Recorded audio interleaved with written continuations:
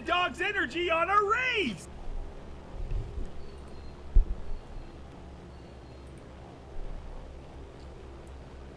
Hello guys and girls, Skreezilla, and I hope you're all well. Doing a bit of a streaming testy.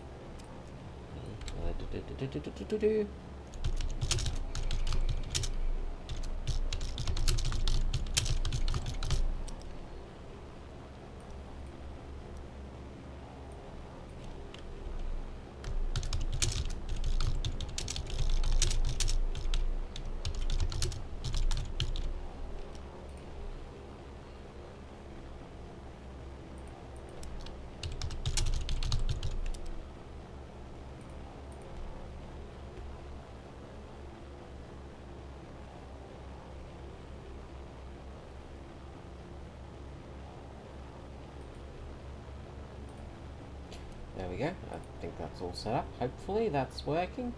So yeah, we got a stream going. So let's see how well this works.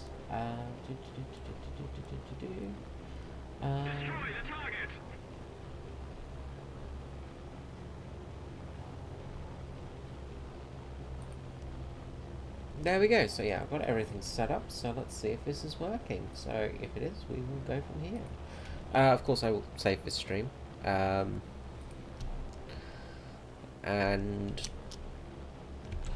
this is a bit of an impromptu stream as well, so, you know, just see what's happening, see what's going on, just make sure things are working. I will probably do more of these in the future. Yeah, so it's quite early in the morning here, which is always fun. We've got a lot of early morning streams. It's what about 7, 8 a.m. I think, 7:30 a.m. Yeah, so such fun. Currently grinding out for the Italian jets. That's what I'm up to at the moment. Taking out the P-108B. One of my favourite bombers in game. Must admit, I do really like this plane. It's just such a pretty little plane. It's a very good little bomber. And it's a good bomber for this BR as well, because you have enough bombs. If you're below 4.0, you have enough bombs to take out all the bases if you drop them correctly.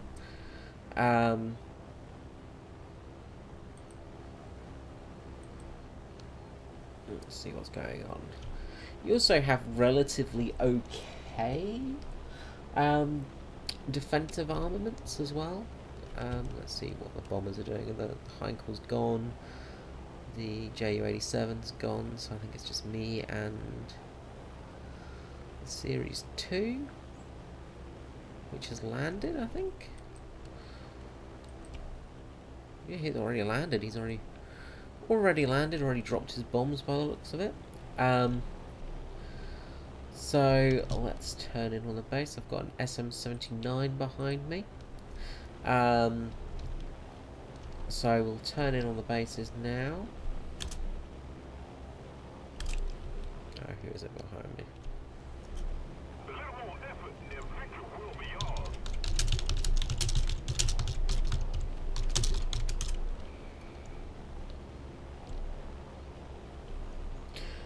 Ask him what his payload is and see what's happening there.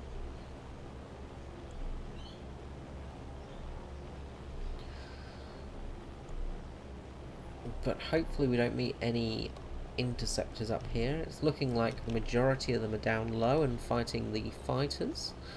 Looks like we're going to lose this game, in all honesty. It does not look like we're going to be winning. Which is odd actually at this BR, because usually we've got a lot of P-47s on the German team. Who tend to do a lot of damage. They're pretty reliable.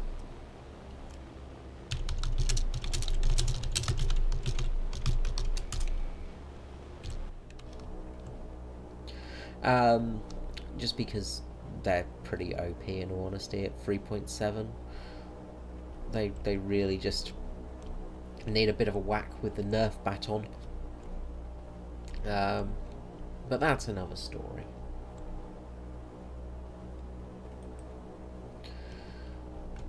Okay, so let's line up. So we'll drop about 10 of these. There we go. And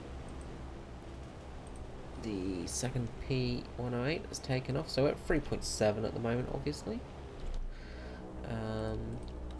We'll line up for this second base, and we should take it out with about 10 more bombs. You need around about 11 bombs to take out a base at this BR. One of the awkward things with this plane is if you do get up tiered to 4.0 onwards, then you have a higher yield needed to destroy the base, which is really frustrating. You need, I think you need about 700 tons of TNT to take out a base. So you can only take out one base and a bit. There we go, bombs out. So that's that base taken care of, and now we'll just turn towards the airfield. And we'll drop our remaining 6. Now, I've gone a bit overboard here. I could have dropped a few less bombs, of course. Because you only need about 10. And so, ideally, if you're working it out properly, if you're doing this, if you're doing all 3 bases, you can actually do it perfectly and get the perfect amount of TNT yield. Which is what you want to do generally.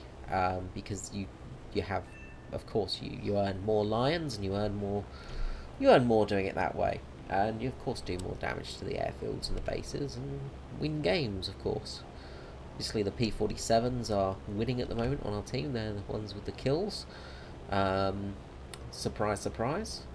We might actually get away with this game. He's got 100 kilogram bombs, hasn't he? So they're not going to be that great. What I generally suggest with this plane is to take out the 100 kilogram bombs, just because you have a better TNT yield.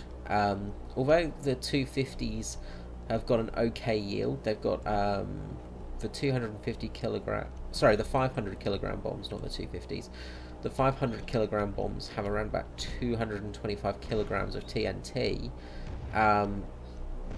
It's not enough to kill a base, because you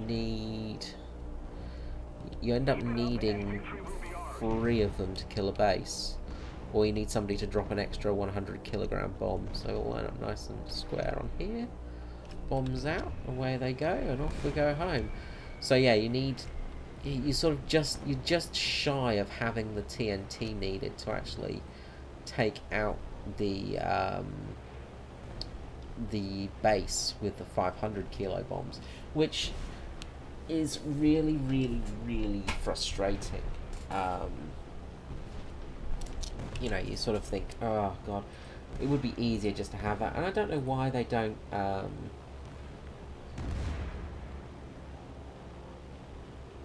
I don't know why they don't do that at lower BRs, make it so you can actually sort of well, take out bases with lower yield bombs. They need a sort of slightly better, slightly less health on bases, maybe have more bases below 4.0, below. You know, the trouble is some bombers are high BR at 4.0, you know, so you sort of need like that Spitfire going head on with a P-47. That's a really dumb idea. Those 50 cals are just way, way more powerful than your 20mm Hispanos. But yeah, you sort of need that higher yield, and it makes it very hard for things like the SM-79 there, which have a really low yield bomb payload. That P108 is looking like it's about to get absolutely bollocksed by the P38 there. the P108's doing a good way of making more points. If you've got low yield of bombs, you're better off taking on vehicles and things like that than going for an airfield or going for base kills. Base kills give you decent money, but hey, it looks like we're going to win this game by the looks of it. That Typhoon's managed to crash, so good job. Let's just hope that these guys don't fly over their airfield and kill themselves. Get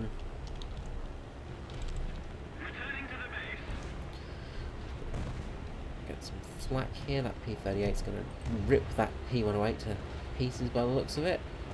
The P108 has got some decent defensive weapons, but you need to basically pick your fights.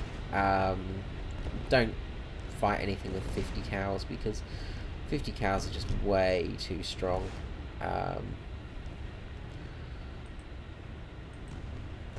This guy is going to be looking at me going, ooh, another juicy bomber target. He's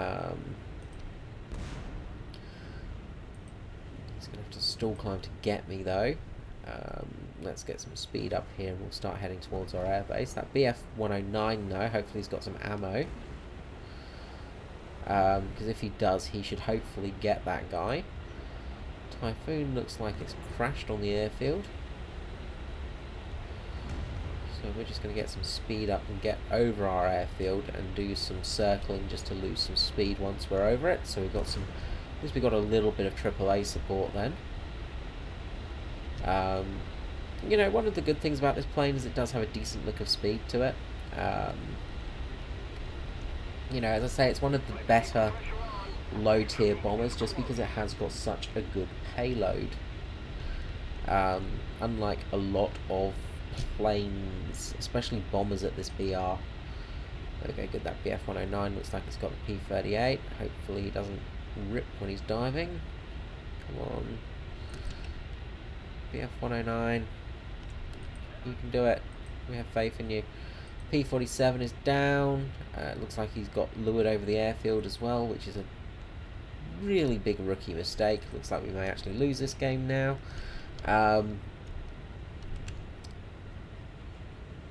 Yeah, I don't get people fighting over airfields. It's not worth it. You know, you're just going to end up getting torn apart by AAA,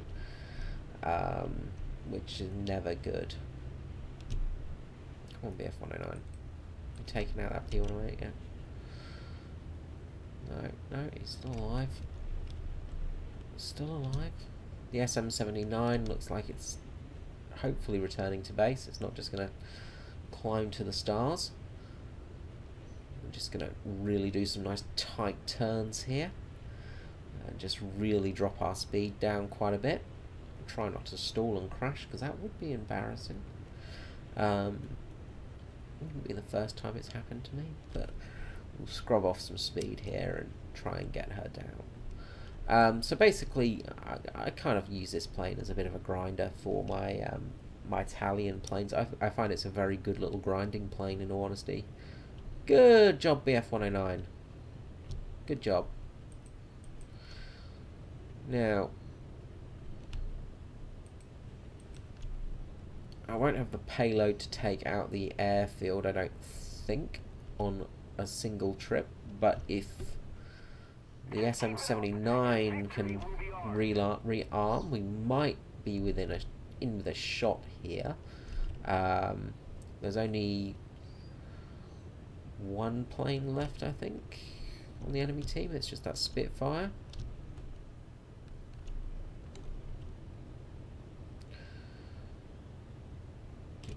Let's take 2 planes. So hopefully that BF-109 can take care of him, because that would be nice, because I am running a Lion wager as well. So hopefully that works out well. Let's get in, get some speed up here, because we're just about to stall. This plane has got quite good acceleration as well, which is also very, very handy. So, let me know in comments when you watch this video, if you watch this video. If you do want some live streams, because I will endeavour to do some at some stage. The only reason I don't is just because... Oh shit, I got a bit slow there. Ooh, shit. The good thing is this plane has got quite good lift coefficient as well, so...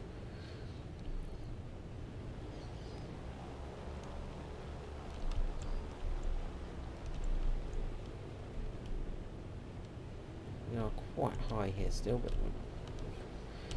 It'll be a nice soft landing. There we go. Perfect. Perfect. I always forget as well with this airfield, because the altitude is quite high. This airfield's about 300 feet from sea level. It always throws me off when I'm landing, because I'm just coming in and I'm going, oh crap, I'm 300 feet. Oh wait, no, that's sea level, isn't it? You know, so that throws me off sometimes. Landing on high airfields does throw you off a little bit, because of course the altitude is based off sea level, not ground level. So what have we got left on the enemy team? There's 2 planes left. I'm sure that was the P108 that went down, but I'm guessing it's not. Alrighty.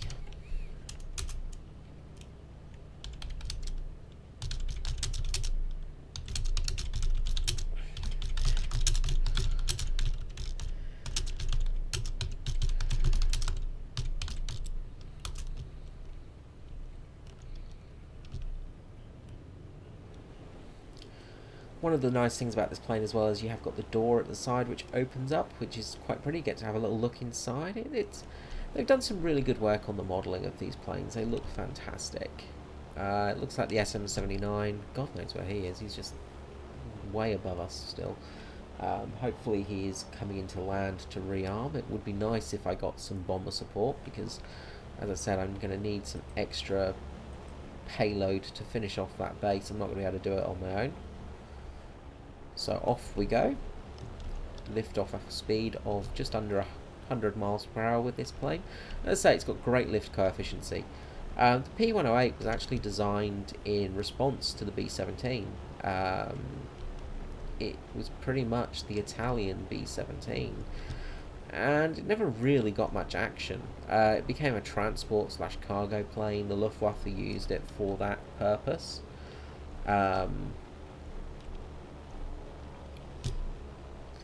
We could always go and bomb the insta-win cars. That's another thing we could possibly do. We have probably got points advantage here that we might get the win if we take out those cars.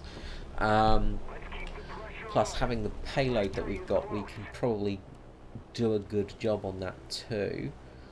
SM-79 looks like it's coming in way too fast. I think that's going to rip any second now. Let's see what happens there. So let's keep going. But one of the things is the Italian planes with their camouflage. It's a very ugly camouflage. I'm not a huge fan of the Italian camo. Oh, okay. Hello, I've got a French fighter above me. Let's get the hell out of here. Combat flat. We're going to get him behind me now. He's got a 20mm cannon in the nose. He's going to come diving in on me. We're going to turn in underneath him, so hopefully he won't get a strafe. Jump to our gunner view. Now he is hopefully going to dart off now, because I'm getting towards that airfield. The BF-109 should easily take care of the MB-157. That Typhoon looks like it's back alive as well, so they've got 3 planes obviously. SM-79 still hasn't landed, so we're going to have to be extra careful here.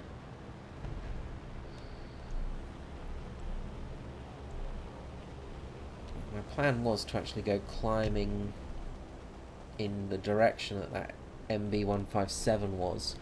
So I think I'm going to go and climb in the opposite direction, try and hopefully people will be more interested in those two and actually start lurking over the airfield.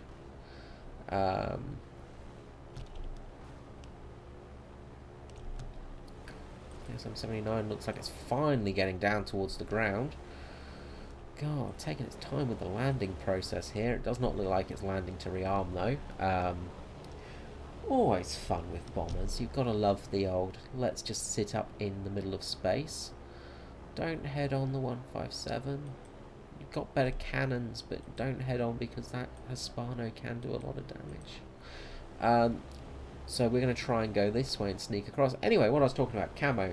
So the Italian camo is pretty ugly, but it is designed for the Italian countryside. If we look down on the plane here, we can actually see the camo in its natural environment.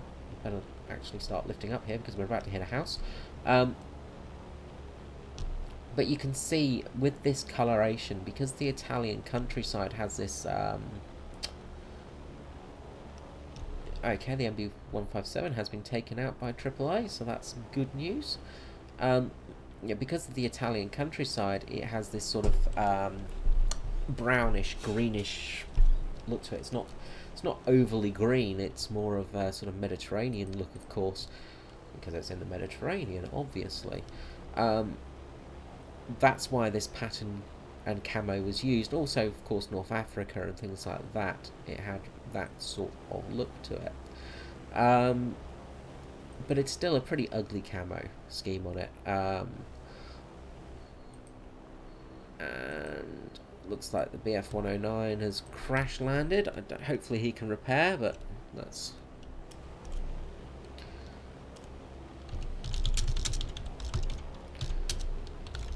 Let's keep the pressure on. Victory is close. Well, bollocks. We're buggered then. So that's not good news. So that SM-79 is going to be sitting around the airfield by the looks of it. We've got a chance to win this game, I guess. Small chance. I don't think taking out the vehicle, I'm not going to have time to take out the vehicles. And if I'm that low, I'm going to be pretty much fighter bait. So what I'm going to do is I'm just going to go around this way a bit more, and I'm just going to start getting that climb going and hopefully be able to get the airfield. Look, bombers get a lot of flack lately because there's a lot of people that play bombers that drop their bomb and then will just climb to space and make a game run as long as possible, which is really scummy thing to do. It's not a thing that people should be doing, and guys, you really need to figure out a way to stop people doing it. The whole passive play thing is really frustrating. You know, it's frustrating when you are a bomber pilot because you get lumped into that arseholery, as we will call it. You know, of just people just doing that to screw people over, to make the games last as long as possible, to ruin games and make them drag out. Now this game's going to drag out, of course, because I'm going for that second bomb run. Hopefully that SM-79 is also going to go for that bomb run as well, in which case we could possibly win, because we will get some tickets go down for the airfield damage. We still got a chance of winning this, and that's the thing with a bomber is, you know, you're not going to win the game by taking out planes. There's that Spitfire. Okay, good, it's a long way away from us. Obviously, I imagine once that SM-79's gone down, they will activate a blind hunt, and then the hunt shall commence, obviously. The Spitfire may get taken out by AAA as well, of course, here, which is always a possibility, going in on the airfield like that. But no, it's taken out the SM-79, and looks like the airfield AAA is doing absolutely nothing, which is usually the case when it's your airfield. Let's see what happens. He's got a lot of AAA flying up at him, but nothing is happening. But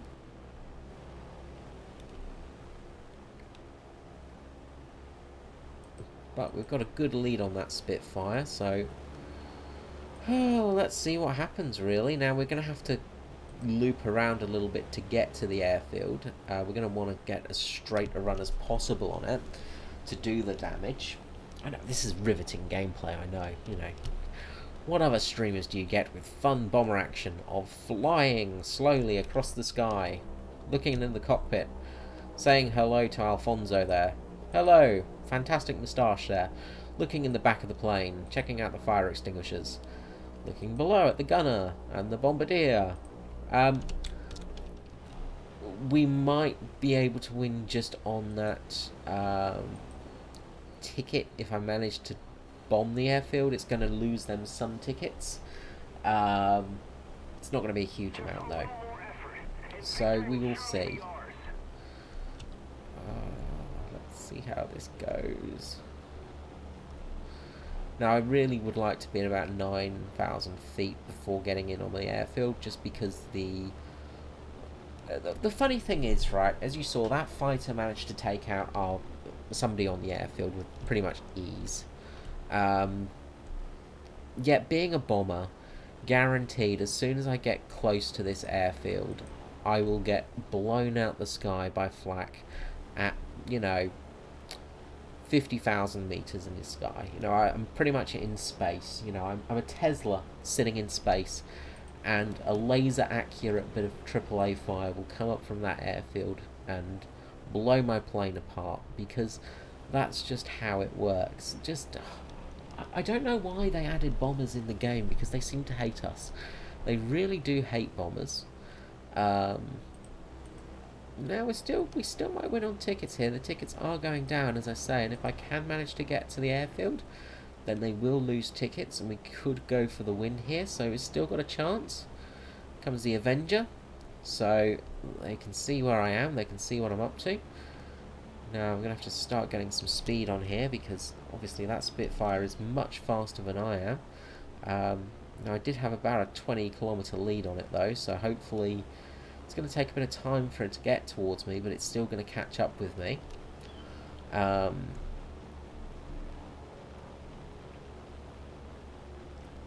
of course, if I go sideways on the airfield, I'm going to cause less damage, so I really need to try and get a good straight run. The other thing, of course, is I can't really use my engines to their best advantage at the moment. One of the things with this plane is manual engine control's a bit balked. There's a bit of an issue with the fuel system. It just sort of, when you're using WEP, when you're using that manual engine control, you basically lose all your engine power. Even if you try and get that fuel setting to the right, if you get everything right, the engines just die. It's really frustrating. It's very hard to actually use this plane sometimes, just because of that fact. I'm not sure if it's a bug or if it's just this plane has terrible engines, which, in all honesty, let's just say it's a bit of both, because the Romeo engines are not known for their reliability. Let's say they're not the best engines out there. They were a bit temperamental at the best of times. So otherwise I would be switching to manual engine control. Now if there's a Lancaster or something like that, I would be in manual engine control with my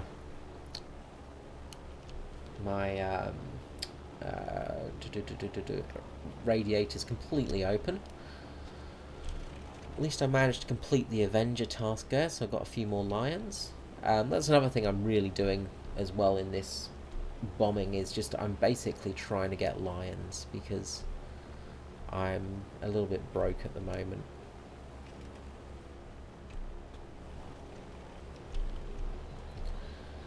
Tickets are going down. We may win this by the skin of our teeth. As I said, I'd prefer to win by actually bombing out the airfield. Let's see what we can do.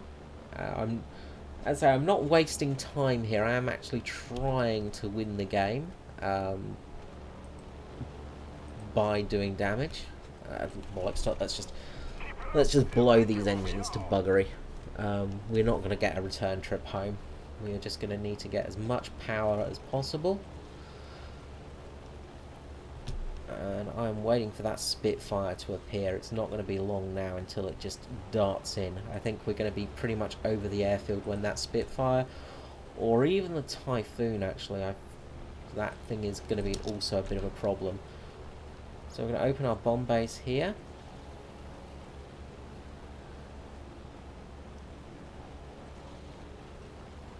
We are going to burn these engines to smithereens. Now we're at 9,000 feet, which is not optimal for an airfield run. I would prefer to be much higher here. We're getting close enough though that we can probably start thinking about turning in with the tail rudder. Now if I do get these bombs off, there is a good chance ticket wise we will win the game. So this is getting pretty close. I'll switch to the bomb view. Engines are starting to overheat. Engines are getting problematic. We'll let off the WEP because we're actually going to start killing those engines if we keep wepping. And we do need them for that last little bit of movement across the airfield here.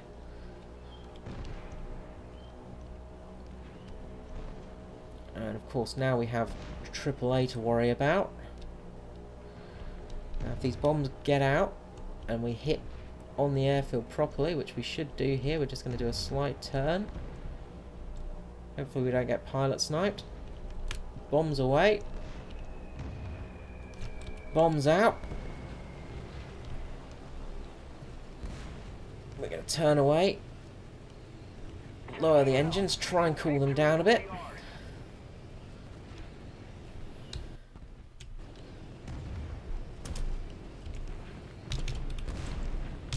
Spitfire's crashed. Airfield is damaged. Tickets have gone down. We are leaking.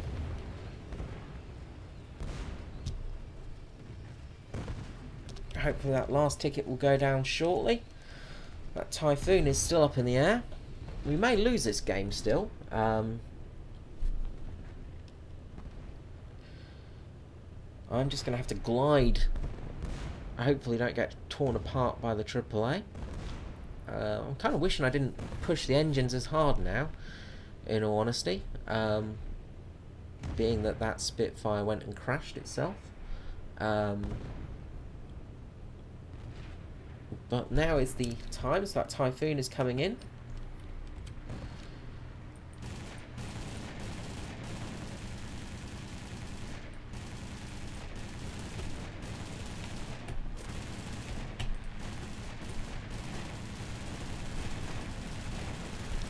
Just going to try and ram. He's on fire. We're going to turn in underneath now as fire's gone out. This is going to get very tense. And set him on fire again, we might have a chance, but his engine's going to be pretty bollocksed. If he does ram, we still will win, I think. We need to try and get him out though, because if he manages to take us out with guns, then it's game over. But if we manage to take him out too, we might have actually been better off if he rammed us. We got him! We got him! Game over! Let's keep the pressure on. Victory is close. And we survived! Whew, okay, that got a bit tense at the end. That was a bit of fun at the end there. Okay, that was a victory to us. We managed to get 2 bomb runs on the airfield. Whew, okay. Bloody hell. Well, that was something. Actually, something exciting happened.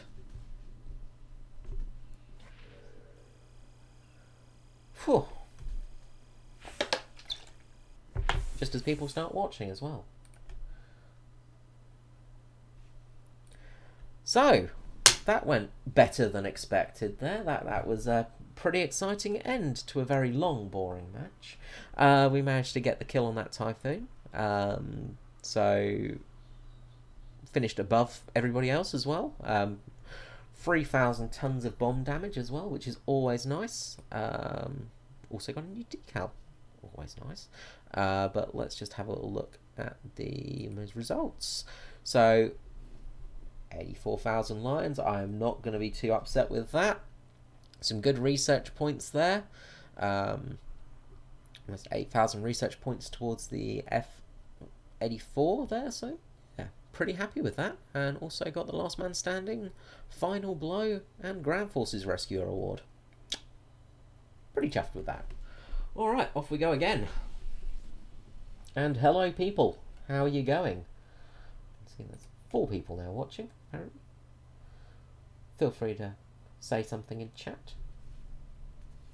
I said this is a bit of a test stream, so I'm hoping that everything's going well. I'm hoping that it's not too jittery, and I'm hoping that things are quite clear for you guys as well. I just really want to make sure things are working mostly, and then in the future I might do some more streams.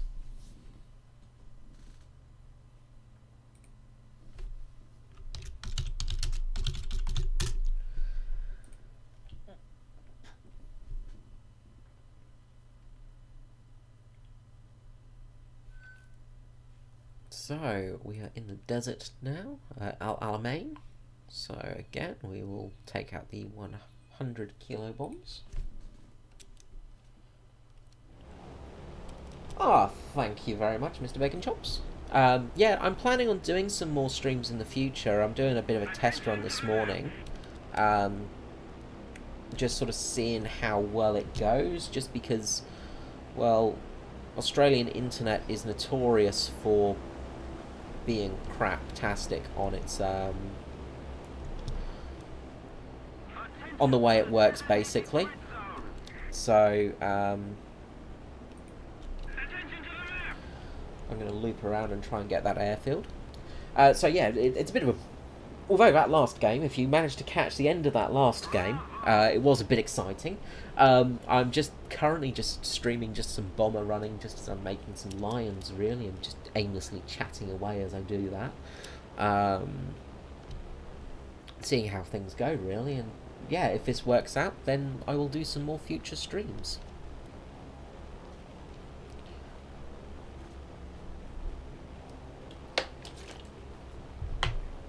So the audio and everything's okay, I hope?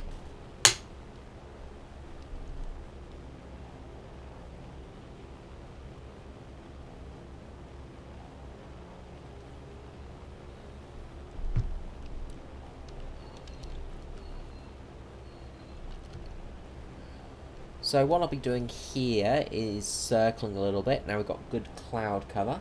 Awesome, thanks for that. Seems I've got some good cloud cover. Oh, well, I say that, and the clouds start breaking, of course, because, you know, nothing can be easy.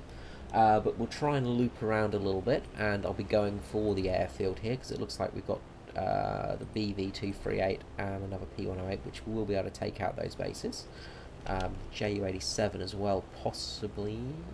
No, it's got gun pods on it, so we won't worry about that one. Awesome, thank you. And hello, Arno. How are you going?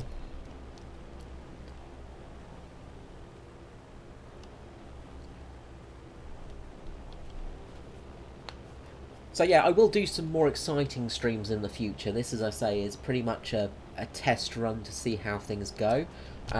Also, one of the issues as well is timing, because, well, to probably get most of my audience, I would need to be up at about 6 AM, sort of my time. Luckily, I've actually woken up pretty early today, so I thought I would give it a bit of a try this morning. Yay, time zones. And yeah, I'm doing okay, thank you. I'm not too bad this morning. We've been having some weather changes in Adelaide, which has been playing with my back a little bit, so hence being awake this early in the morning.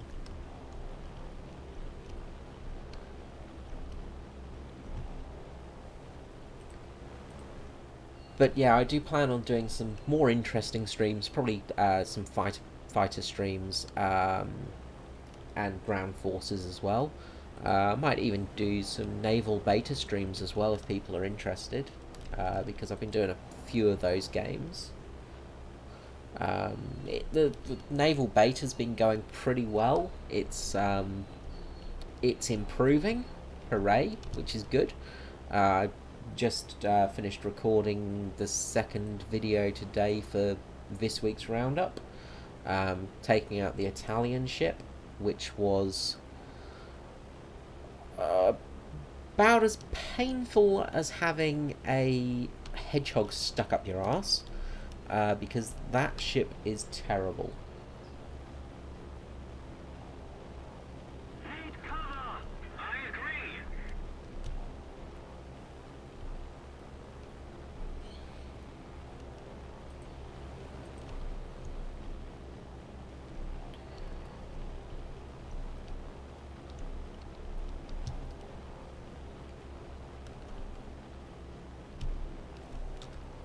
Now we've got the bombers.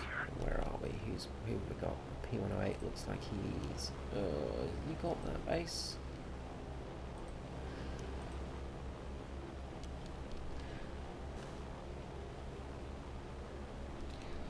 In all honesty, no. The P108 gets the tri-torpedoes, but it's just too big. I took out the...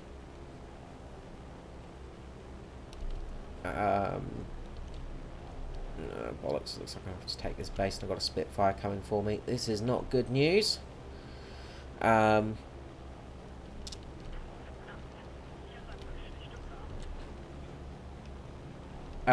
they're just too big in all honesty. Let's try and just loop up so we don't get hit by those cannons. They're just too big. The torpedoes aren't that good either. The problem with the Italian bombers, especially the larger 4 engines, are they're a bit too slow, but also the actual torpedoes have got a very poor release speed on them.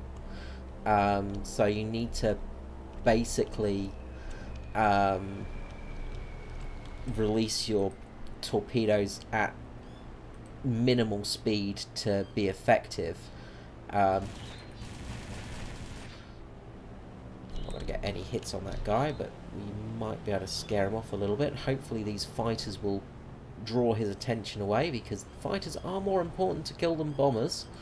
You know, bombers are scary and all, but you know, we should take out fighters before you go for bombers. But yeah, you basically have to drop the torpedoes at about 180 miles per hour, I think it is, which is so slow it's ridiculous. And when you're flying one of these, the P108s, they're such a big target. They're pretty much the same size as the B-17. So you're a very big target at a very low level against ships with up to, you know, 5 to 20 anti-aircraft guns on board. So you really don't have much hope or chance, unfortunately. The same goes for the P108. Oh, well, we've won. Good game. that was quick. At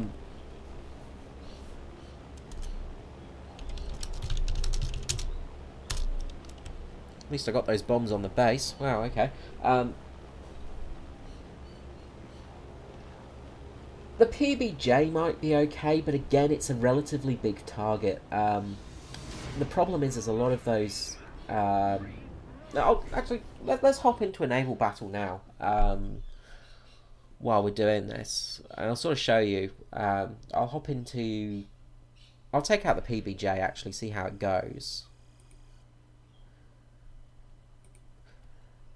But I feel it's going to be problematic just because of the size. PBJ, that's the one.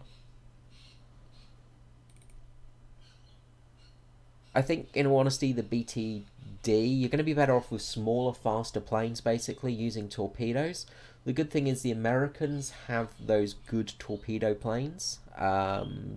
You've got the decent torpedo as well, which has a good launch speed, the Mark 13 44. because it's got that drop speed of above 300 miles per hour, you can actually use it. Whereas with the British, any other nation, you really do have problems. Hello, Patriot. How are you going?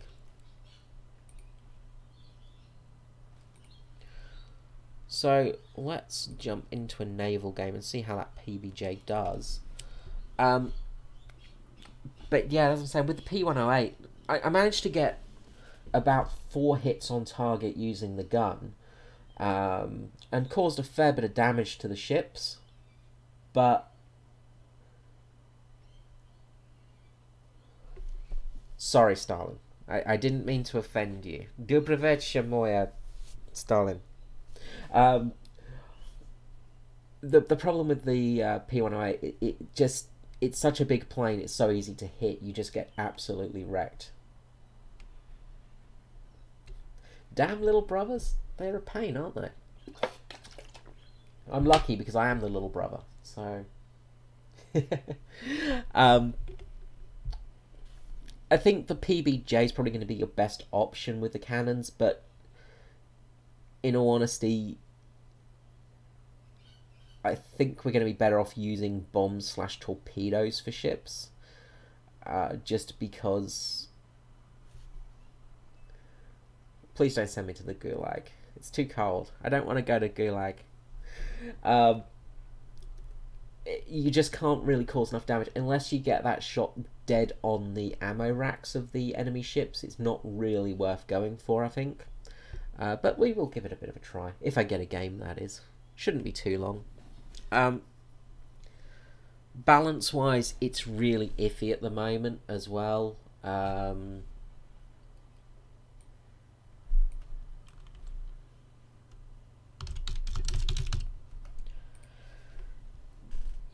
It's... Some of the boats are really ineffective. You know, the Japanese ships and the Italian ships are really, really bad. So, the Italian Soldati class, you've only got the 2 guns. Yes, I have. So we're getting the new Leo. The Leopard, whatever it's called. Leopard... something. Looking forward to it. The 2K. The Leopard 2K is going to be interesting. It's going to... The thing is, though, from what I can see about it, it's very lightly armoured. It's got layers and things like that, but it's not got the layering such as the T-64. It's not got the composite armour. It's going to get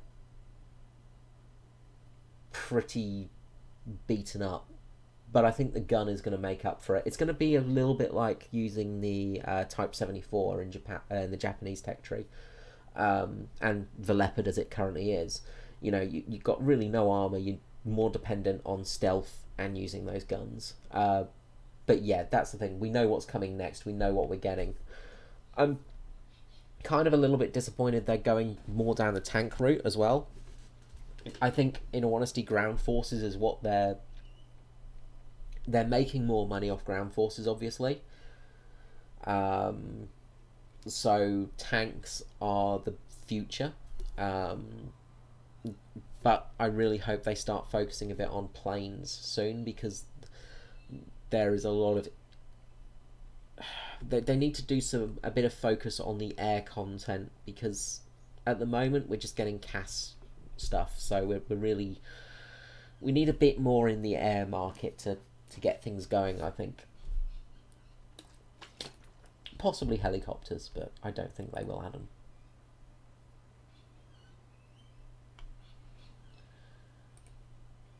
What are you guys hoping for in other nations for tanks? Like, what sort of tanks do you hope for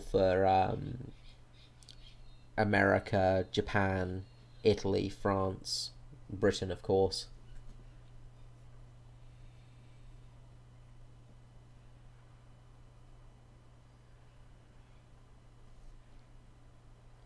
Waiting, waiting, let's wait for a game.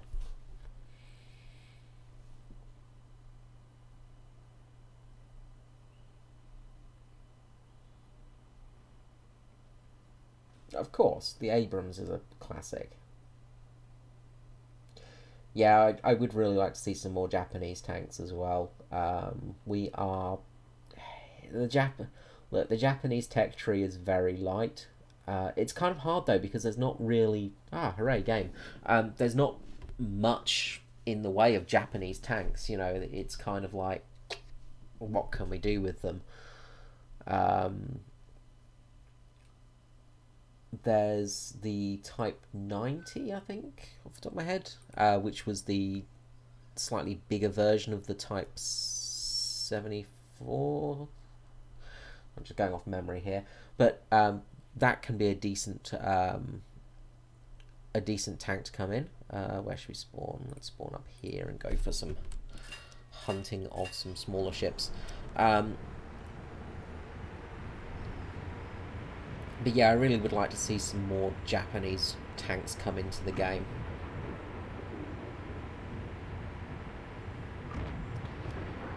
Well, that's the thing. If they add the Japanese Type 90, we have got tanks from the 1990s in the game. And honestly, that's the only tank they can really add for the Japanese tech tree. Because there's nothing else in that range. The Type 90 would fit perfectly because it is that sort of... You know, it was designed in the... I think it was designed in the 80s, 70s, 80s, back when the Type 74 actually came into service.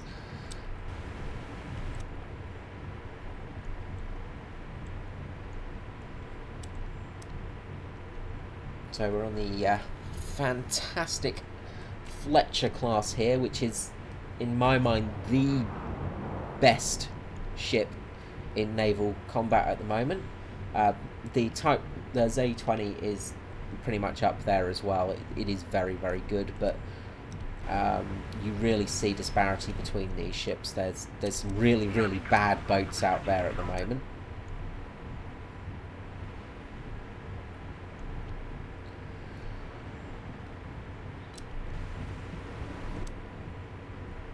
A couple more people have joined. Hello, new people. How are you going? I hope you're all well.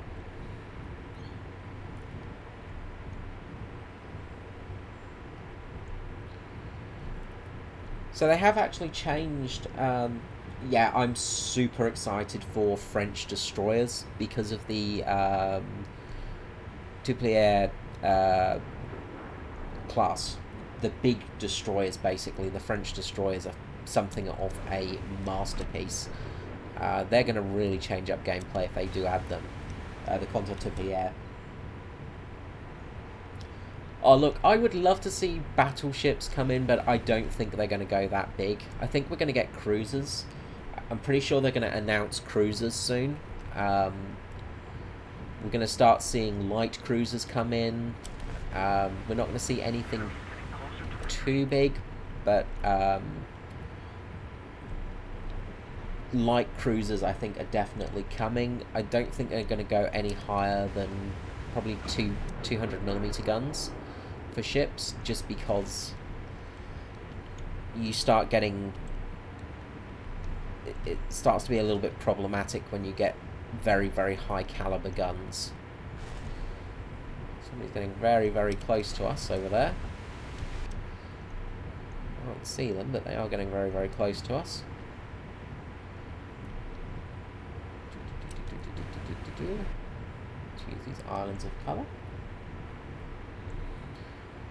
But it would be kind of fun to take the Yamato out and, you know, shoot a KV-2 with a Yamato. I mean, we can all dream.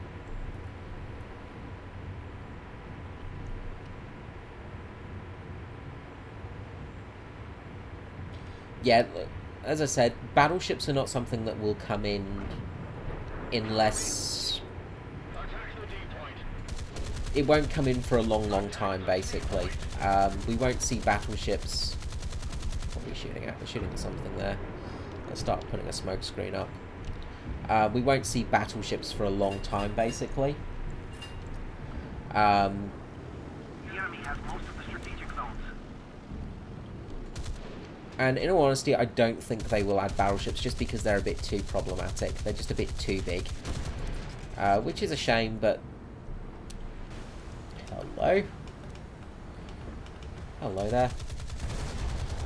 Fire off a salvo. Boom! Headshot. Well, that was a good first salvo there. Now we've also got a PT boat there that I think is pretty much dead. Submarines I still think are a pipe dream at the moment. There was rumours that they were going to add, they were going to be adding AI submarines for a test.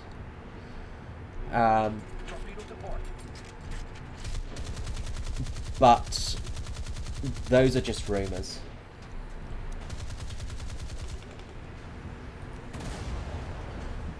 As I say, currently it is just all speculation and rumour in the regard of submarines, and I honestly don't see them coming in. Oh,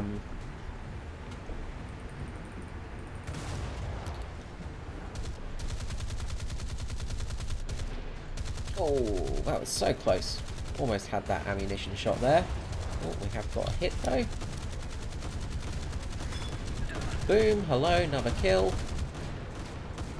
Let's just keep an eye out for those pesky little PT boats. Now we are very much in enemy territory.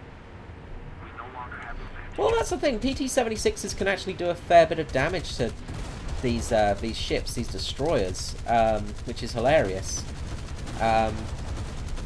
You know, the PT-76 is a pretty deadly opponent for these, because if you get that ammo, you will absolutely wreck them. Good God, I almost look like I'm skilled with this. Is that 3 kills now?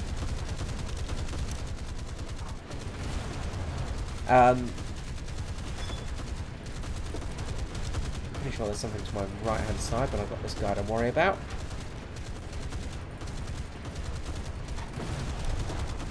And I'm going to start beaching. There we go, managed to take him down. Let's try not to beach it here. But yeah, you can really do some damage with the PT-76. Actually, the most effective... let's slow down here, because we have got a couple of Schnell boats here.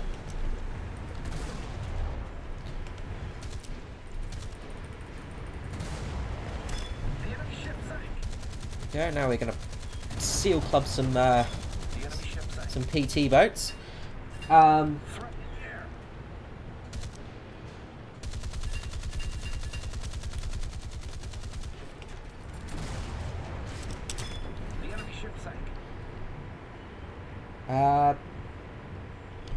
Helicopters, I think if they do add them, it's going to be in a separate tech tree. It's going to be an actual helicopter tech tree. I don't think they will go aviation like as we see. I think it's going to be a specialist tech tree if they do add them. Helicopters do make sense for naval combat though. Auto gyros as well, especially with the scouting mechanic that we have seen come into effect.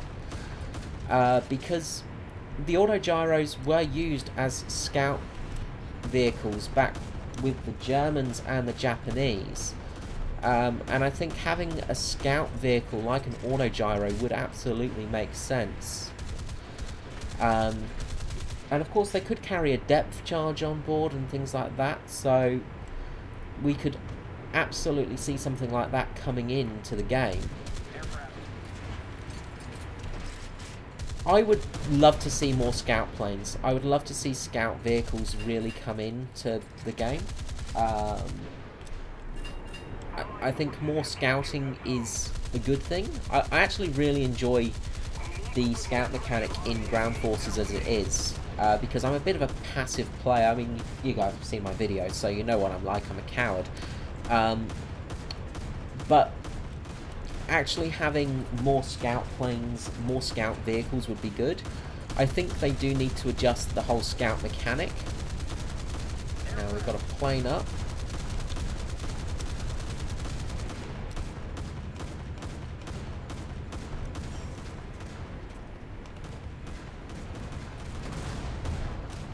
There we go. Boom, that's the end of that guy.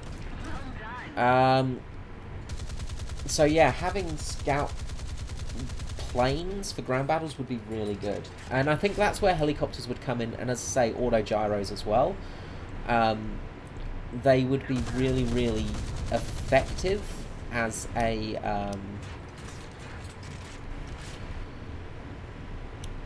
we've got a Sturk coming in, and he's managed to get us. He's killed himself, but he managed to get us. Alrighty. So let's take out the PBJ. I got the default round in there, that's fine. Unfortunately, I've not got much unlocked on that.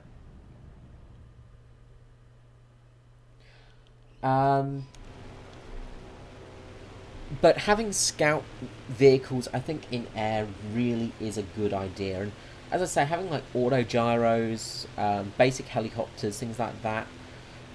The auto gyros that you had in the Second World War, used by the Japanese and the Germans predominantly, they could carry a single depth charge on board, which, if they play around with the depth charge mechanic, maybe make it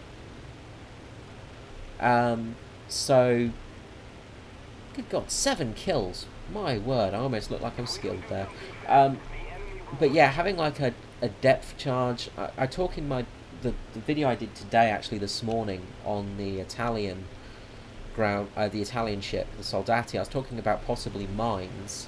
Now we're going to come in low here and try and sneak around. Now, can't really see much in the way of shipping around here. I think we've pretty much got this area closed down. We just need to actually cap A.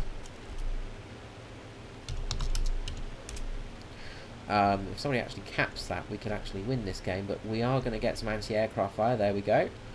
The anti-aircraft fire has started up from way over there.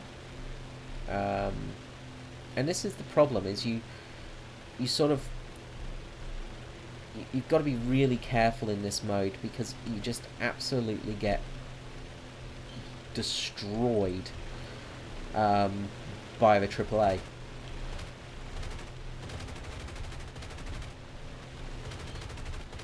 I think this guy's going to be on fire. We should...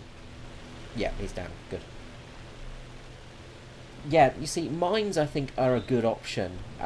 You know, you don't... The thing is, we don't need, like... Maybe have them on a time limit. Oh, we're going to get absolutely punished. Oh, no, we've managed to dive underneath. Good. Mines, maybe have them on a time limit. You know, so you've got a mine and it lasts for... Holy shit, that's a lot of AAA fire. You know, they sit in the water for, say, 2 to 4 minutes. You know, so they're not there constantly. Come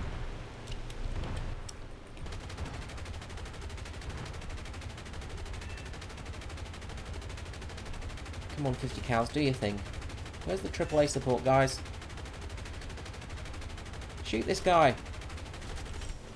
Good, good. Okay, at last. I want to test out this cannon on a ship.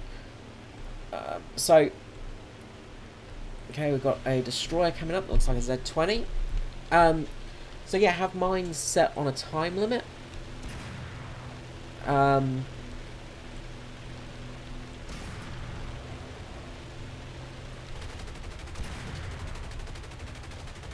Go, we managed to get a critical. If we can just get a bit low. Having a mine system would work better than the depth charges, because the depth charges are useless. Apparently we're still alive there, but yeah, you can see how ineffective those big caliber guns are against ships from planes, and it's the same with the Italian plane. You know, the problem is you have to the Italian plane, the P108. P108B? P108A, sorry. Historically, that thing actually had aiming on it, and it had an actual aimer sitting there, you know, a guy aiming the gun. And in-game, we don't have that, which makes that gun pretty much useless, because you've got to aim it with the plane. Now, what it was designed for was sitting at about 2,000 feet. You'd have the gunner sat up in front. He would zoom in, take aim on the ship, and then fire down from that height. And it was designed to take out merchant ships and, sorry, destroyers and corvettes. Sorry, I got hiccups. But the way it currently is you have to aim the plane, and to do that you need to be at low level. It really makes it ineffective. So I don't see the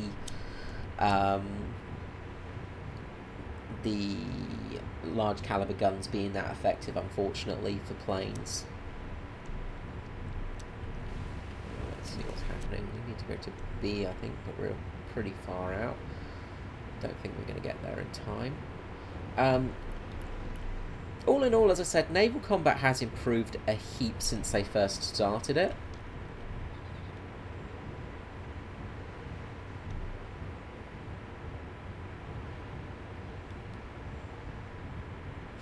New game modes. Well, we need new game modes because it's stale at the moment. I think you guys probably follow Fly Daily, I imagine. He was talking about it the other day. I think sort of having a fort system. Again, actually, in the video I haven't published yet, where I was taking out the Italian boat, I was talking about possible game modes in ships, where you have sort of round the back of these islands. So, is my mouse visible on the screen for you guys? Not sure. So, say in this CA area.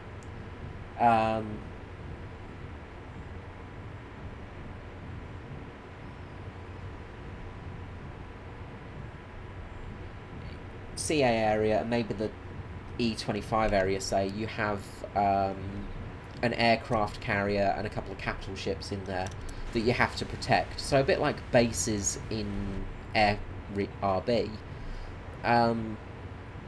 It would also encourage people to play naval planes more, because you'd have to land on an aircraft carrier.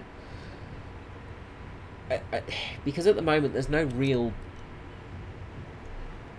difference between playing a land-based plane and a naval-based plane. They sort of need to encourage people to play a naval sort of combat style a bit more. The Shragmosh system,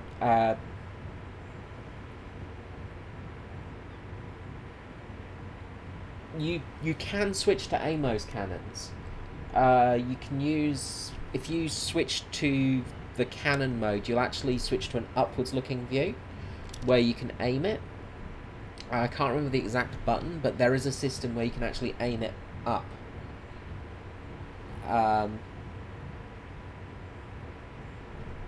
So yeah, similar to that, using that in the P108, you could have a system like that where you could actually aim that cannon in the plane.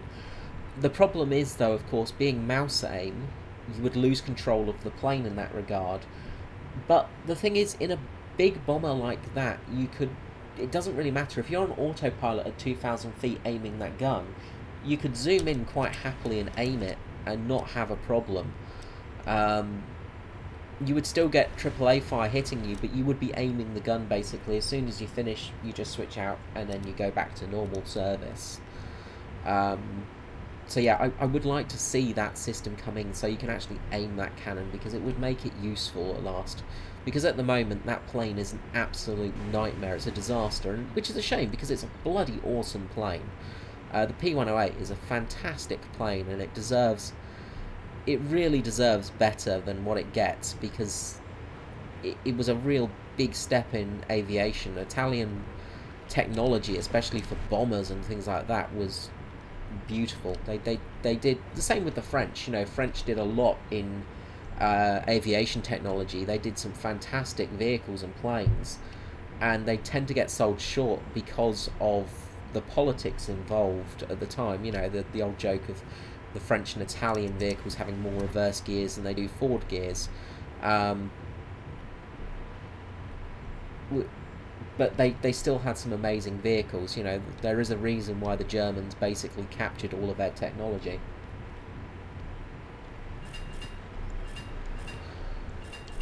Looks like the enemy team's pretty much done for. We will capture this zone, and then that looks like it's game. So what did you think of the naval combat? Have you guys played naval combat yet? Have you actually played the betas on this yet?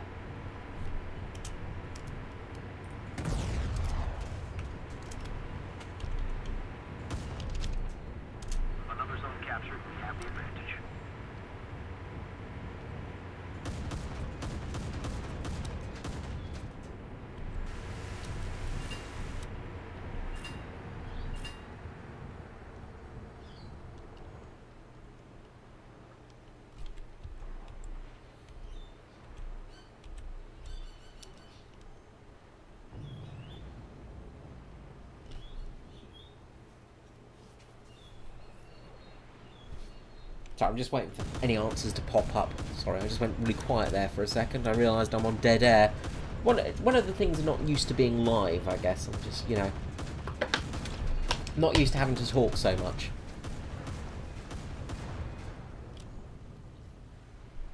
There we go. Victory is ours. They did change the gun sights recently as well, and they are much better than they were before. So yeah, that's a big improvement on that mode as well.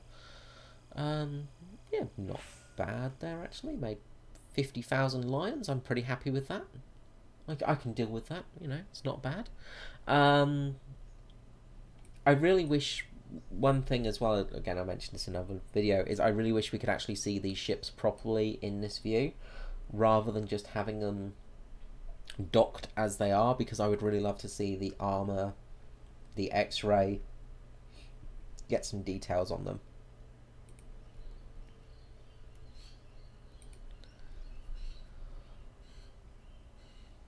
Alright, well I'm going to do one last game. What would you like to see? What would you like me to do?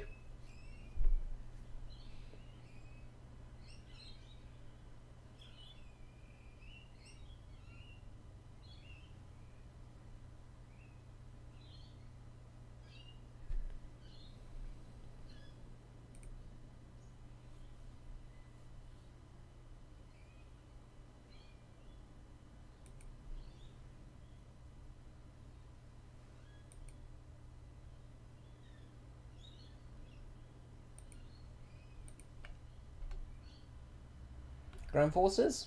What nation?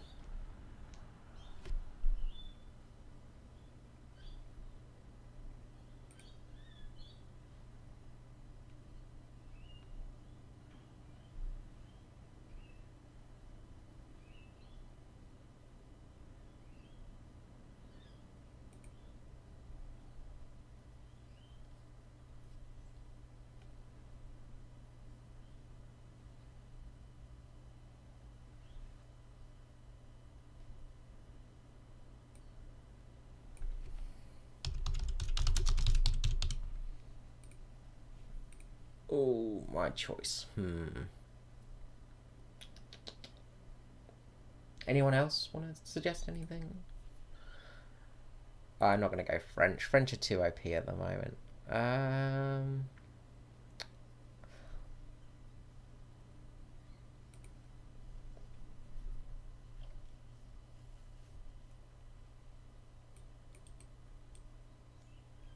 Well, seeing we were speaking about the Japanese, let's take out the Type 74.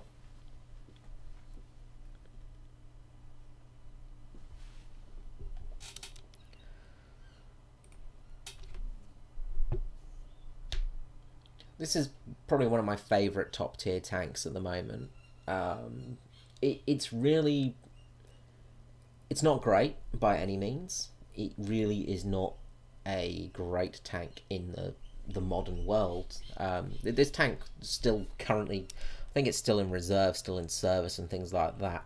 But the thing that really makes this tank good is this APF SDS shot. It's got some really good velocity on it. It's really good. It is a very good shot. So when you do get the Type 74, it is, yeah, it's something special. Let's see how we go. Top tier, yay. So, who are we fighting? We're fighting the Russians, no doubt. Russians, American, and British. Okay.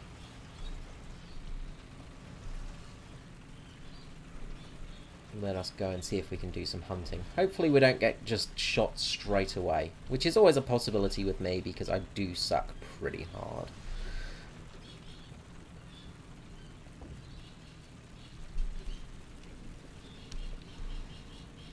If I die too quickly, then I will take out the AMX-30 and really punish myself.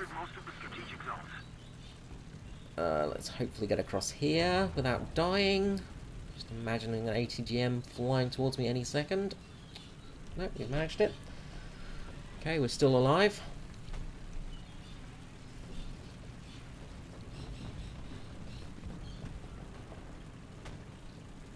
One thing I really would like to see in the future as well is night vision, radar, you know, actual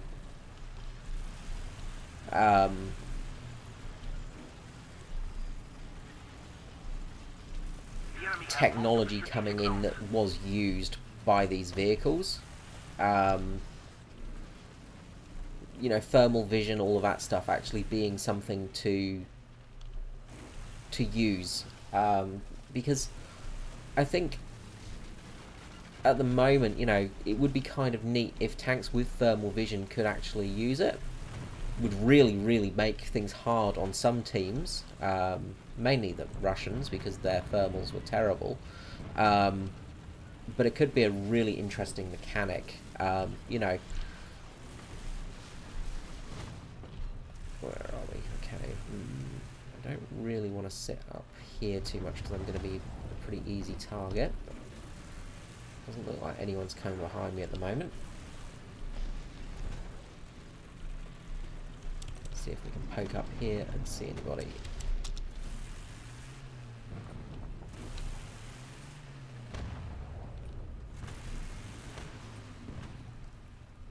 There's definitely something in that bush.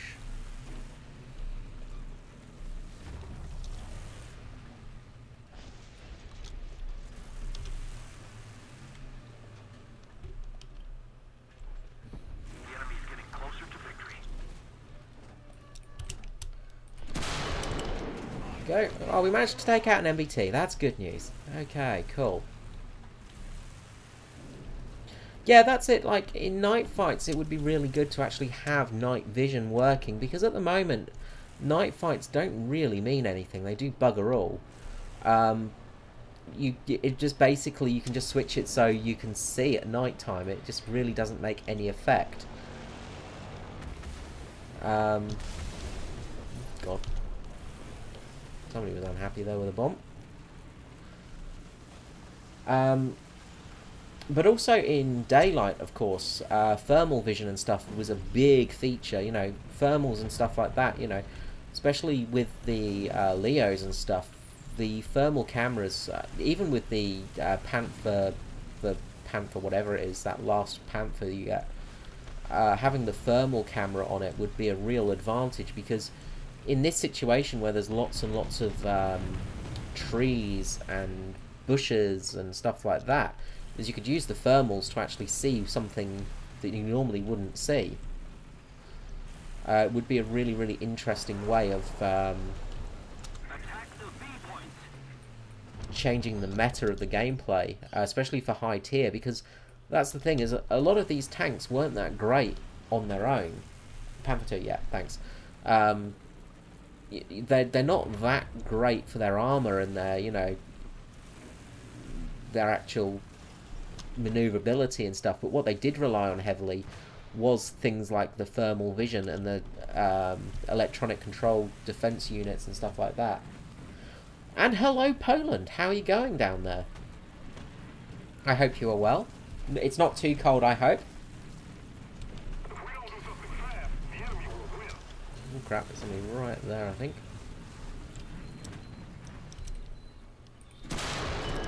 There we go. Nice. Straight through the front of that T-64. This is why I love this tank. This shell is just bloody beautiful. As you see there, straight through the upper plate of a T-74. Couldn't even see what it was there for a second. I'm sure I just saw something fire right here. There's somebody very close to me, I think. Old spidey senses are tingling. Got smoke up. And what have we got there with that leopard?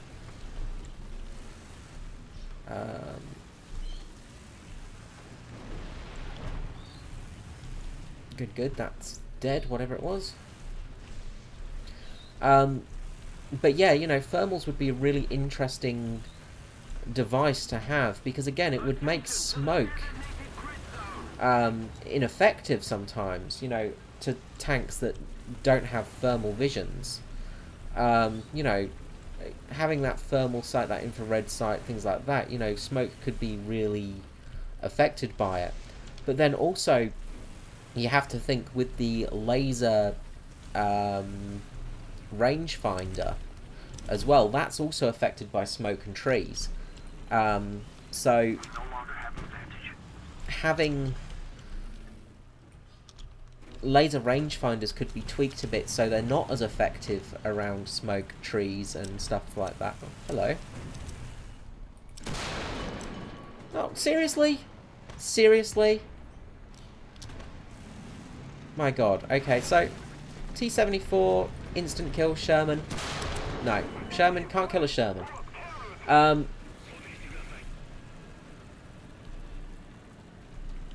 But yeah, you know, like, smoke and stuff will affect the laser rangefinders and stuff like that quite a lot. Oh, we've got a plane there. Somebody firing some rockets at me. Obviously annoyed somebody. So yeah, it would be more with the advent of more modern tanks coming in, they need more modern tank systems such as thermals and lasers and stuff like that. The laser sights and things like that are pretty important.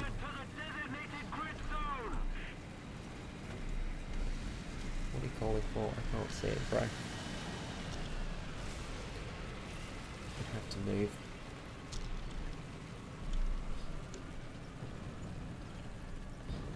I've got to rise somewhere around here. There's a lot of AAA fire. What's happening?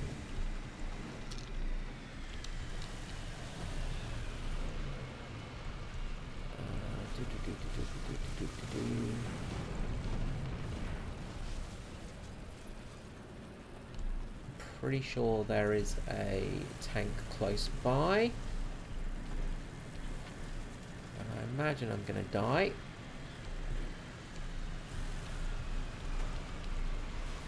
Always the pessimist.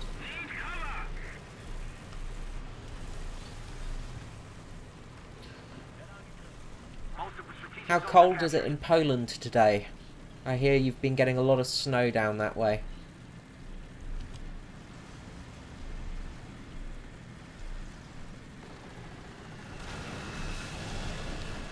Oh shit, bombs. Ah, it's alright. We're fine. We're fine. Everything is fine. Everything is fine. Everything is awesome.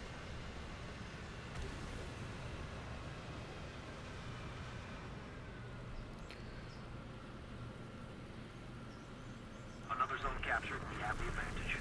Attention to the designated grid square.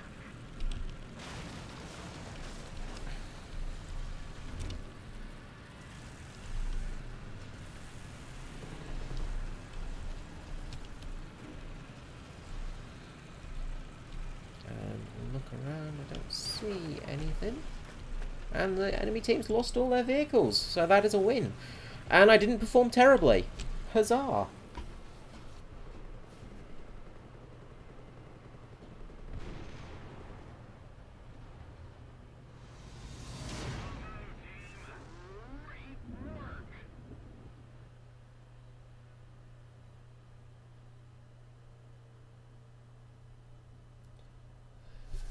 You see, the early night vision was very iffy. Like, it's not great by all means. Of course, the Germans also had early night vision on their planes. That's a whole another kettle of fish. But the early night vision will be really iffy. Things with the infrared, like the Type 74 here, this big old infrared camera system, the infrared sensor system, and heat sensors and things like that, as well as, you know, the Leos and stuff. These would be really effective in all conditions. It's the same thing as like with the Type 87 and of course the Gepard, is the radar systems. Is, you know, I really think they need to take advantage of that and actually give us something for them to use at, make them actually useful, give them a point rather than actually just having them on there for show, because currently this just gives away your position and just makes no benefit. which makes this anti-aircraft vehicle pretty useless.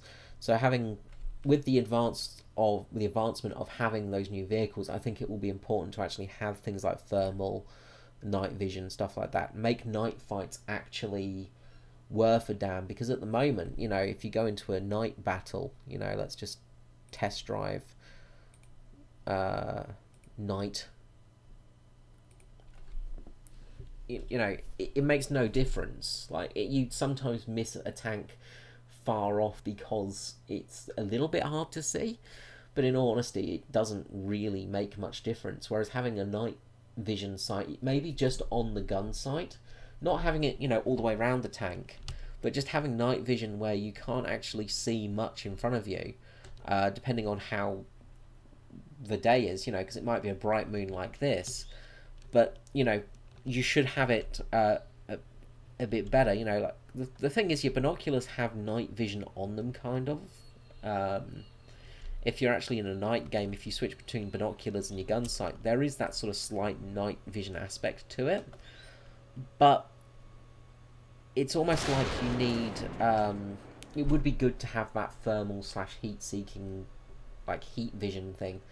The other thing as well with that is, with thermals and night vision, all that sort of aspect, when you've got the laser rangefinders, so say we were fighting this, I think it's a T-74 down there, say we were fighting that and we were using our rangefinder on it, with that it's a laser beam, and with a thermal imaging system, you would actually see that laser pointing. With infrared, for instance, you can sort of see the infrared coming from the tank, so it makes them more visible. So it would be sort of almost like a whole new... is that over? Like a whole new sort of way of fighting. It would really make a difference. In smoke and stuff, you know, you'd have that... you'd actually be able to see tanks sometimes in certain areas. It would just be a neat little addition to the game, I think. Something a bit new, and something that would really make for... It would make some tanks better than others, of course. I think the reason they don't add it is because of balancing, but balls to balancing. Let's just actually have tanks for tanks. Yeah, that's it. And even then, it's not like real night vision. It's just dull grey vision, really. It doesn't really do anything. I think actually having proper night optics would be kind of fun. And as I say, you know, having heat vision, heat optics and stuff like that. I don't know if you guys ever played it. I think it's Steel Beasts. It's very hardcore tank sim. You know, you have to actually almost know how to work a tank to play it. But in that, you get the night, you get the infrared, you get the thermal vision, things like that a lot of these tanks have. I was actually using the what was it, the M60A1 in that game, and because this tank had thermals, it had, well, as it went on, but it had the thermals, it had all the night vision, it had all of that stuff added onto it eventually.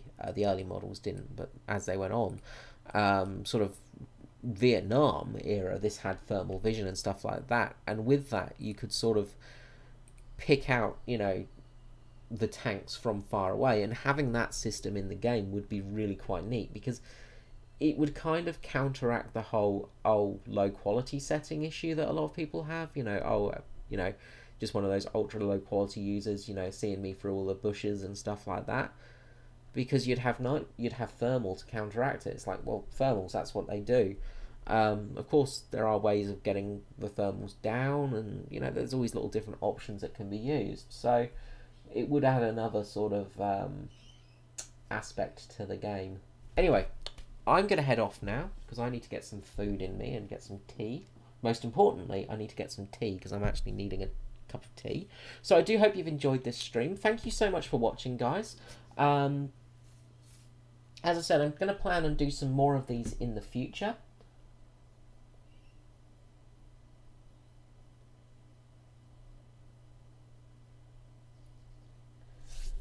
yeah, it's tricky. You can get like you can do a month long pay system on it, which is kind of good. It's like about $10, I think.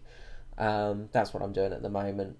I'm not buying the full game because bollocks to that, it's expensive. But yeah, Maximus's channel is really good for watching information on it, and good for information in general. But yeah, I'm going to head off now. So I really hope you've enjoyed this stream. Thank you so much for watching. I appreciate it. I didn't think I'd actually get this many people watching. So I'm quite happy with that. I will try and get some more done in the future. If you follow, I will try and post up some things and do some bits on the Facebook page as well. Because I do a little bit on there, but I'll actually put notifications on there. If you're on Facebook, I'll chuck you the actual link to my doohickey. So yeah, I'll probably try and work out a day for a stream and do one that actually people are aware of, rather than just doing a random stream at a random time. And I'll try and do one a little bit more often. Probably not going to do them weekly, but I'll see if I can do a few more in the future. Alright guys, until next time, this is me, Skreezilla out. Have a lovely day, and I will see you again soon. Ta-ta.